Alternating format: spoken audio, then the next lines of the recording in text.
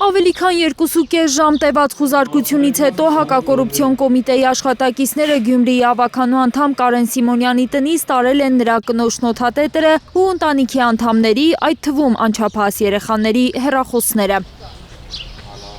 Մոտ 2.5 ժամ տևեց այդ ընդհանուրը, օպերացիան իրենց, ման են գալիս զենք, զինամթերք, ըստ երևույթին, ֆլեշ կեկ, չգիտեմ, չիպեր, տեդրներ, թղթեր, փաստաթղթեր եւ ընդամենը հայտնաբերեցին մեկ նոտատեդր, որի մեջ կինս իր աշխատանքներն էր կատարում։ Կնոջ հեռախոսի առգրավումը կարմիր գիծ է անվանել Կարեն Սիմոնյանը իրավապահների հետ զրույցում, բայց նրանք ի վերջո որոշել են տանել այն։ Եթե իրենք լինեն իմ կարգավիճակում, իրենք էլ չէին ուզեն իրենց կնոջ հեռախոսը տարվեր, բայց ինչ որ SMS-ներ գրելով, խոսելով, ոնց որ դες համար պնդեցին, որ տանեն։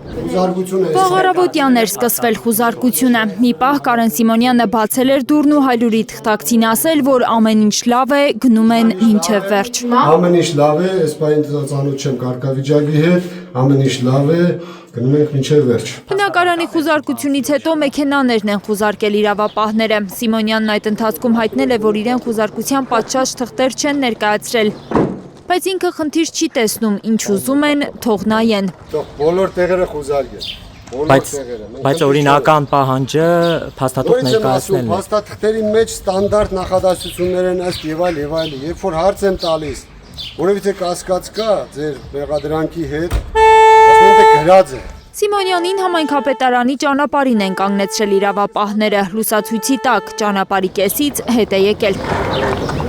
Սիմոնյանը կասկածներ ունի, որ ավականու նիստը տապալելու համար է հենց այսօր կազմակերպվել իր տան խուզարկությունը։ Այսօրվա ավականու նիստին չմասնակցելու բաններ խնդիր էր դրված, որովհետև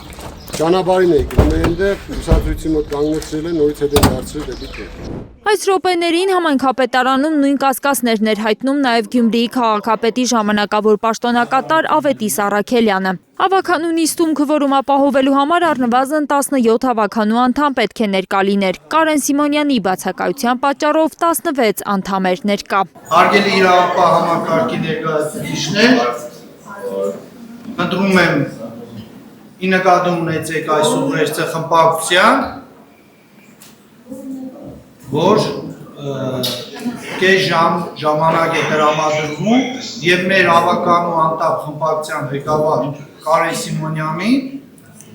անհարգի միք ցկցկեք, թույլ տվեք, որ կան ներկա գտնվի ավականու նիստի։ Կես ժամ ընդմիջում։ Կես ժամ ընդմիջումից հետո էլ Կարեն Սիմոնյանը չի կարողացել ներկայանալ նիստին, քաղաքացիական պայմանագիրն էլ ամբողջ կազմով բոյկոտել էր նիստը։ Գյումրի ավականու այսօրվա նիստը տապալվել է։ Կենտրոնական իշխանությունը փորձում է նպատակասլաց, նպատակաուղղված խաթարել Գյումրու քաղաքապետարանի աշխատանքները, ավականու աշխատանքները։ Եվ այսքանից հետո իմ գյումրեցիներ, դուք պետք է արդեն ձեր մեջ տարազանեք, թե որտեղ է թաքնվում այն միտքը, թե ինչից է բխում ճգնաժամը։ Ճգնաժամը արհեստական է, շինովի է, չկա այդպիսի բան եւ փաստը քաղաքացիական պայմանագիր կուսակցությունը եւս մեկ անգամ տապալեց ավականու նիստը։ Արտահերտ նիստ կկայանա հավանաբար վաղը, երբ մեր քաղաքը խմբակցության անդամ տնային կալանքում գտնվող Արտակ Հովսեփյանի փոխարեն մանդատը վերցնի Արա Պետրոսյանը։ Այսպես ամեն խմբակցությունից մեկ հոգի պակասելով փորձում են հասնել իրենց սցենարին, այսինքն ամեն դեպքում ուզում են ապացուցել, որ չի հարգվում երբևէ Գյումրեցու ընտրությունը, չի հարգվում այն ընտրությունը, որ Գյումրեցին կատարել է 2025 թվականի մարտին։